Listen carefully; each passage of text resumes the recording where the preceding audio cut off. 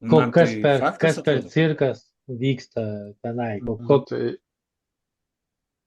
jeigu 300 pasiūlymų padarė, nu grinai tai yra kenkimas, akivaizdus kenkimas pačiam Seimo darbui. Aš nežinau, ar kaip tai gali visą laiką taip tada opozicija daryti, bet kokį svarsto klausimą, visi tada po 10 pasiūlymų, va, tokių, sugeneruoji su dirbtiniu intelektu, žinai, per minutę. Ir teiki, ir teiki, ir teiki, ir teiki. Nu tai čia kažkokia Ne, parodija iš visko. Viktorai, kad buvo pasiūlymai, tai normalu, bet tai žinot, kokie buvo pasiūlymai. Čia Tai aš ką ir Nu, tai sakau. Katinas va. nuodėgulis buvo pasiūlymas, kad LRT direktorius, reiškia, turi atsistatydina, jeigu tenai jisai nedalyvauja kokios ten socialistinės spalio revoliucijos minėjimuose, ar ten, nu, va, tokių visokių nesąmonių, reiškia, Nu taip, primėtyta. Tai Nu, ten apie daug tą kas ir buvo, ten kalba, ne jo. tik tai konservatoriai, ten ir liberalai, ir Čmilytė, ir Steponas Kairys.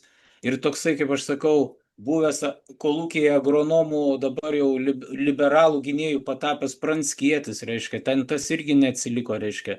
Tai atvirai buvo tyčiojamasi iš konstitucijos, iš įstatymų, iš Seimo ir sulaužyta priesaika, tai akivaizdu yra. Bet kai Seimo pirmininkas Olekas, tai ten jiems atrištos rankos, nes toks irgi visiškas bestuburis, jau toks konformistas, atrodo žmogus šitiek laiko Seime. Ir seneliukas, tu bent tokioj fazėje, tu negi nenori pabūti geras žmonėm, geras Lietuvai. Visi puikiai supranta, kad ten tas konservatorių palaikytojų, tas burbulėlis, jis yra vis tiek menkas, tik jisai garsiai rėkia.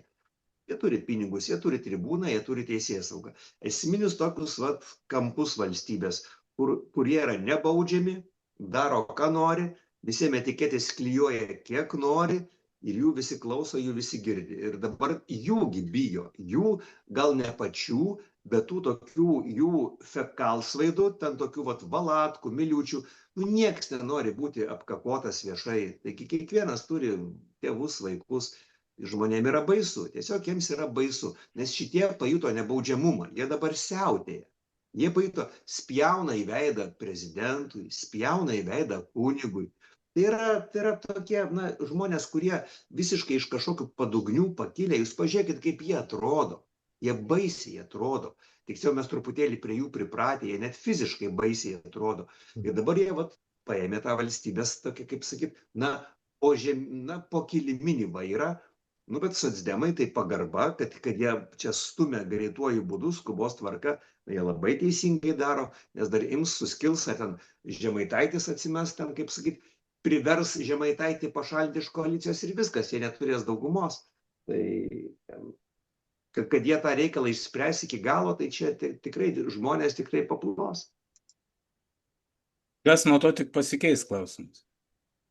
Taip, tai be abejo, tai čia jau kitas žingsnis, bet taip kaip dabar, kad taip drastiškai būtų gadinama žmonėm nuotaika, taip dezinformuojama tokiais mastais, kaip buvo per COVID-19. Taip, Vytautai, tas suprantama, tik tai klausimas, atsiprašau, LRT direktorių pakeitus ar pasikeis ta situacija, ar nebus toliau dezinformuojama, o tik tai mes galvosim, kad jau nebe dezinformuojama, nes nebe Garbačiauskaitė LRT direktorius. Nu, matai, dabar trūksta tik tiek, kad pakviestų per panoramą, kad dabar pasimkite visi spragilus ir eisi mušti Mozerio. Va ten jis gyvena ten ir ten, buvo pastebėtas. Spragilus. Ir taip, jisai 4 ryto eis į sporto klubą ir eikit jūs jį sumušti. Va tik to ir betrūksta. Nu, tai aš žinau tavo grafiką, kai ten žmonės mano stebi. Tai kodėl išdavė dabar priešui? Nu, tai kaip? Kaip jam dabar vaikščioti į klubą? Šiandien baisiai šoka man į akis, aš tiesiog mane nervuoju, aš negaliu vos. Aš matai, kad ne šiaip sau raudoną užsidėjau spalvą, aš nusiteikęs. Už dabar atsiimsi metų pabaigoje už visas man padarytas skriaudas. Dabar galvoju, Vytautai, aš taugi sakiau, aš skaičiau tavo knygą, labai nuostabi Vytauto knyga, aš išleisiu nenuteisto elektriko, nenuteisto išmaniųjų skaitiklių eksperto užrašai, tekanti bus knyga. Bet aš skaičiau Vytauto, reiškia, knygą ir išskersai, ir nepaminėjęs manęs nei žodeliu niekur, įsivaizduojat, gerbiami žiūrovai. Pats Vytautas, reiškia, savo įrašuose mane per krūminį praktiškai, kas antram, ne kiekvienam, meluočiau, jeigu sakyčiau, kad kiekvienam, bet kas antram per krūminį patraukė. Sakau, aš jau nusipelniau būti va tokiu plačiu mastu, tokio dideliu tiražu ištiražuotas po visą Lietuvą. Ne, pasirodo. Mano Matai, pavardės širdžiai ten nesakysi. Aš nežinau kodėl, bet tavo krūtis, man, jokio įspūdžio nedaro. Netinka, bet jokio. Tai kad pasikrūtis kaip pas auksinę žuvelę. Labai Turbūt didesnės, Auksinė turbūt žuvelė. didesnės. Tai va, auksinė žuvelė klausia žmonės ar apie silkę šnekėsim. Tai žinoma. Kūčios artėja, kūčios artėja žuvies diena. Nu. Aš kažkaip kaip įdėjai tą laidos nuotrauką galvoju, ar iš tikrųjų jinai verta tiek vos ne pagrindinės temos, ar mes jai tiek daug laiko turim skirti. Nes irgi toksai apdorotas aparatas, sakyčiau, genderizmo ir panašių ideologijų ir traumuota matyti yra hormonų ar dar kažko terapijų žmogus. Aišku, ir tos didžiulės garbės ir šlovės užgulusios faktas. Ir toks išnaudojimas visiškai, toksai įrankis patapęs, kad net graudu žiūrėti yra.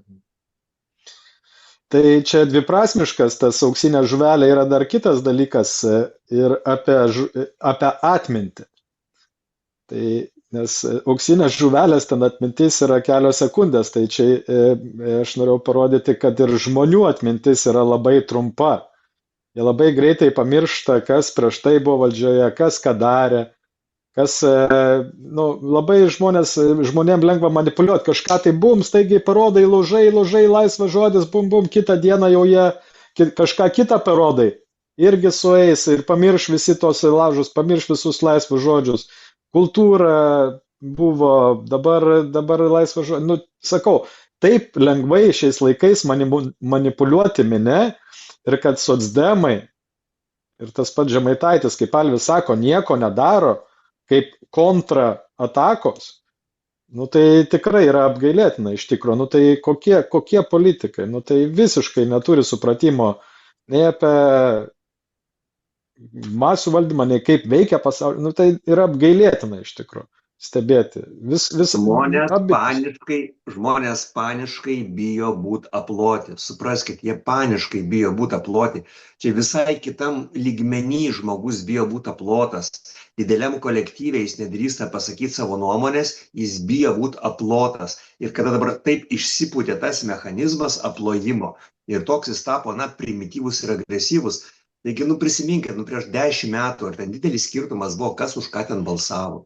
Nebuvo, o dabar toks yra susiskaldimas. Ir aš įsivaizduoju, kad tas kultūrininkų partija iš dalies, jinai galbūt dėl to ir kuriama, nes konservatoriai tiesiog per šlykštus, jie išsirankiojo ten tuos savo tokius šlykštukus influencerius, kaip ten koks Užkalnis, Ramanauskas, Turajevas, ir tiesiog jie tapo per šlykštus. Tai gal tas kultūrininkų sąjūdis truputėlį pasimokys iš konservatorių klaidos, neperlenks lazdos, nes jau jie tiesiog, jie tie monstrai darosi, jie baisus.